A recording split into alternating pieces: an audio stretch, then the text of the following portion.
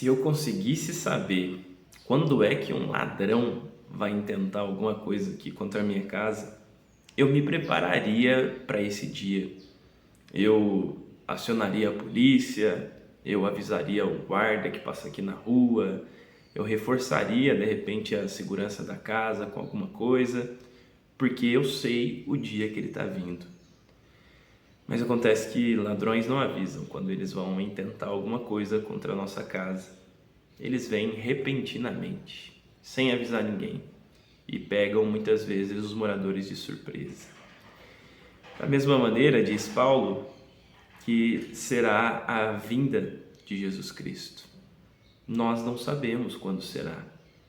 E por conta disso, por conta de não sabermos, muita gente vai ser pego de surpresa. Se você então quer se preparar para esse dia, fique comigo até o fim desse devocional, que é sobre isso que a gente vai falar hoje. Eu vou ler um texto, que é o texto que a Bíblia 365 ofereceu para a gente hoje. Você sabe, todas as manhãs a gente está aqui lendo a Bíblia 365. Eu sempre seleciono uma das porções que ela destaca. Ela sempre traz uma leitura do Antigo, do Novo Testamento. Ela traz também uma leitura de Salmos e uma leitura de Provérbios, a fim de que ao final de um ano inteiro você leia a Bíblia completa. E se você quiser adquirir uma versão como essa minha, você clica no primeiro comentário fixado, que aí você vai ter acesso à Bíblia 365.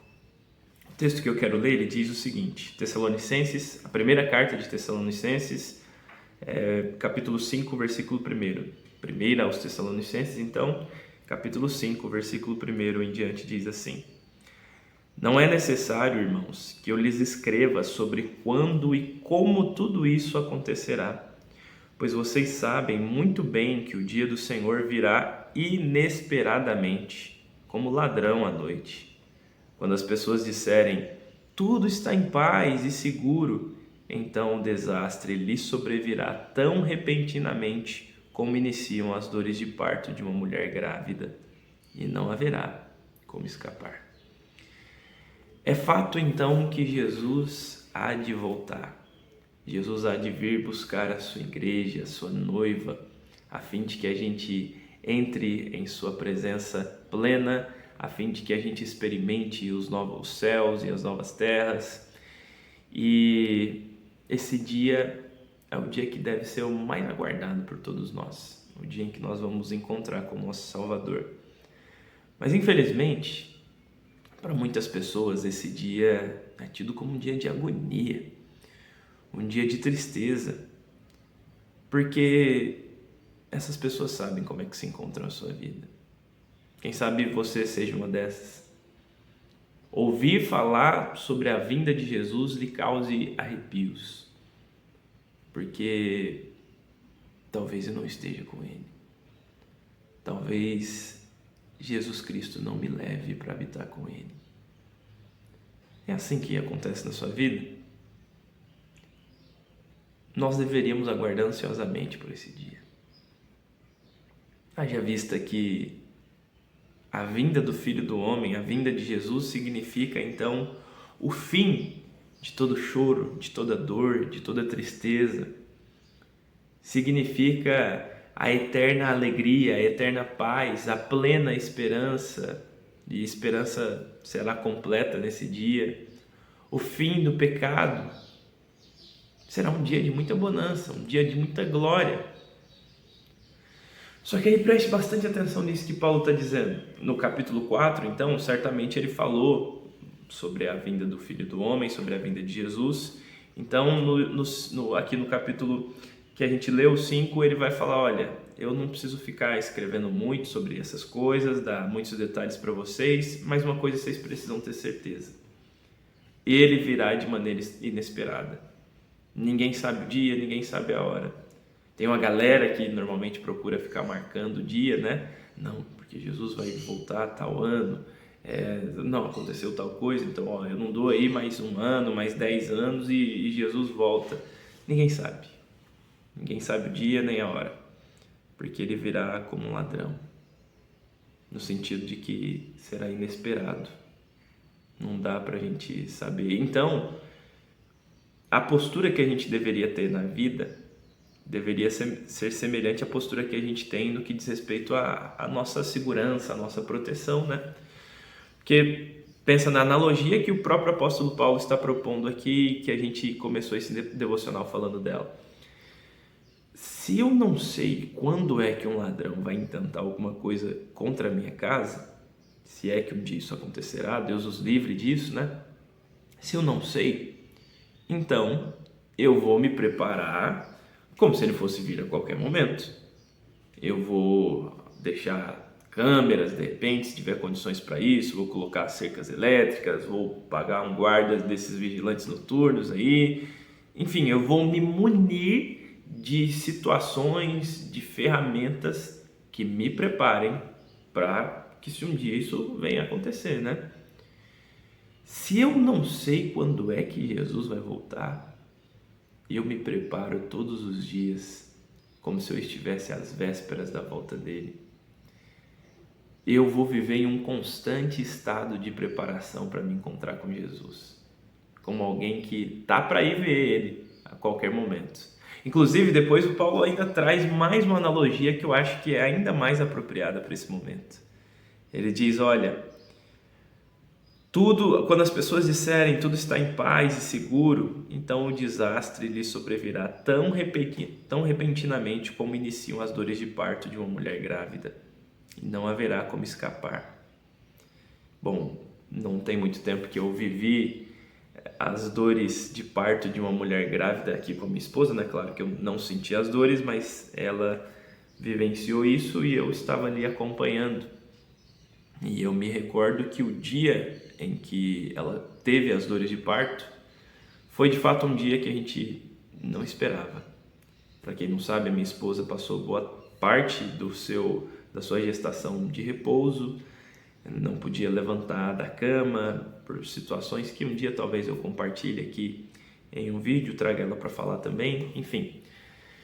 E no fim da gestação, ela foi liberada desse repouso, recebeu uma alta, então, para poder viver até que o Mateus nascesse de fato. E eu me recordo que era um domingo, a gente foi para a igreja, foi um dia de eleição na igreja, um monte de situações acontecendo, foi um dia muito corrido. E quando nós fomos almoçar, ao invés de voltar para casa, a gente foi para o shopping encontrar alguns amigos nossos. Nós receberíamos um convite de casamento nessa ocasião e a gente foi então almoçar nesse shopping, encontrá-los lá. A Gabi andou bastante. Depois, à noite, tivemos culto, normalmente na igreja, e culto com batismo, a igreja é muito cheia, tá cheio de pessoas ali. E quando a gente volta para casa, a gente não volta já para descansar e dormir, a gente precisa antes buscar o meu cunhado na rodoviária, ele chegou de viagem e preparar a casa para recebê-lo. Enfim, foi um dia extremamente atarefado. E aí, nós imaginávamos, a Gabi está plena, né? Está muito bem em comparação com outros dias que ela já viveu. Mas, no momento em que a gente se prepara para dormir, as dores de parto começam. E aí, o que um casal, o que pais fazem nesse momento, né? Imediatamente pegam as malas, sair da maternidade ali, que certamente precisava estar no jeito, e vão para o hospital. Mas imagine se a gente não tivesse se preparado para esse dia, imagine se a gente não soubesse de nada disso. Seria uma loucura, né? Graças a Deus a gente deixou tudo pronto, deixou tudo preparado. E no momento que esse dia chegou, a gente foi com alegria para o hospital. Inesperadamente Jesus virá. Com dores de parto numa mulher grávida, essas dores vão começar e a ideia é que elas vão ficar cada vez mais intensas. Essas dores que antevêm a vinda do Filho do Homem. Diz o texto que não vai ter como escapar. Nós sentiremos essas dores. E se você vive no mesmo mundo que eu, você sabe que as coisas estão difíceis. Parece que Jesus vai voltar hoje mesmo. Às vezes é essa a sensação que a gente tem. Mas a gente não sabe. Então o que a gente faz diante disso? A gente se prepara, como de fato ele fosse voltar hoje. Como se de fato ele fosse voltar amanhã. E aí, se ele voltar de fato amanhã, estaremos prontos para encontrá-lo. Pastor, e efetivamente como é que eu me preparo então?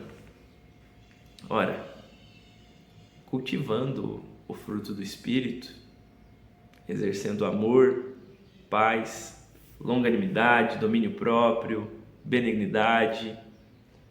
Ora, se enchendo do Espírito Santo. Ora, vivendo intensamente a vida cristã e deixando o pecado, deixando a impureza, deixando todas aquelas coisas que não fazem parte da realidade de alguém que é um filho de Deus, da realidade de alguém que quer se encontrar com Jesus. Nós nos munimos daquilo que agrada a Ele.